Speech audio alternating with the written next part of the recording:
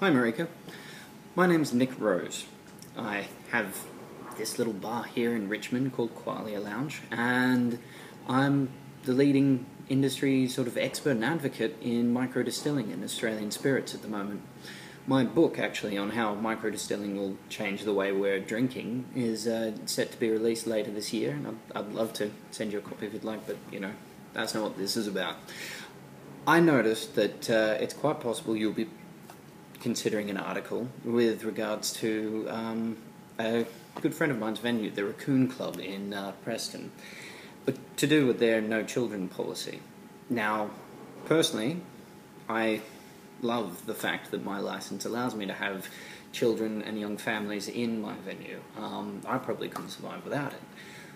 However, I do understand Robert's position in this, and I think that whilst some may perceive the idea of having a strictly no children's policy as discriminating against families, especially young parents, really there are a couple of just facts about bars I think a lot of people don't really have the guts to admit, and I really love the fact that Robert's maybe not admitting those, but instigating a no children policy in his particular venue.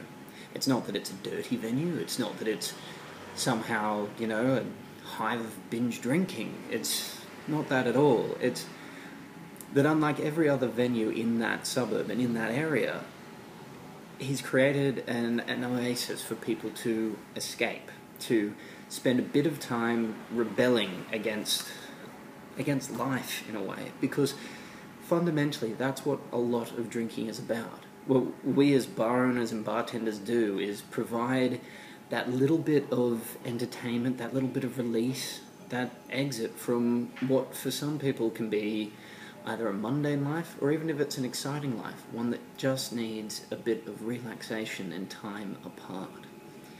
Now, Robert's Place, the Raccoon Club, is an amazing example of that, and personally I'm there at least once a month running people through a little tasting event that he does, and I just love the atmosphere, everything else, it's great, but that would be changed if children were allowed there. The people that are there, the customers, the clientele, would not feel comfortable escaping from their lives. They would not feel comfortable letting go, swearing, drinking perhaps a little bit more than they should. Not to the level of violence or throwing up or excess, that sort of disgusting stuff that we see coming out of nightclubs all over King Street and everywhere at the moment.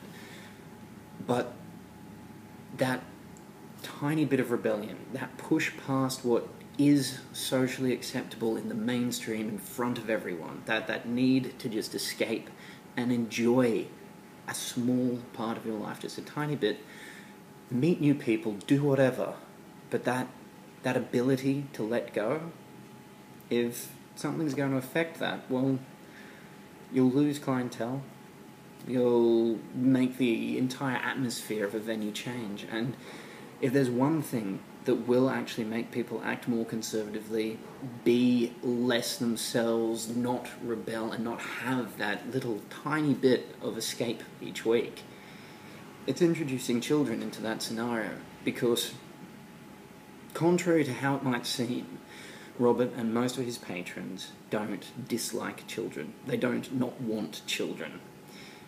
It's that they feel that childhood's something that should be respected. It's something that is a truly unique experience. It happens only once, and for that to be filled with images of people smoking and drinking and letting go and needing to release themselves from life, it's not a particularly positive image, and I certainly wouldn't want my children to see it. Anyway, well, should I ever go ahead and have any. So, in a way, perhaps it's time for parents of all ages to understand that they can't quite have it all, that some places are just not accessible for them with their children. And as unfortunate as that is, it's the way it maybe not should be, and maybe not has to be, but it's the way it is. And it would be nice if people, customers especially, could just respect someone's wishes in wanting to create an environment for patrons and everyone where they're comfortable and they can let go of whatever it is they need to let go of.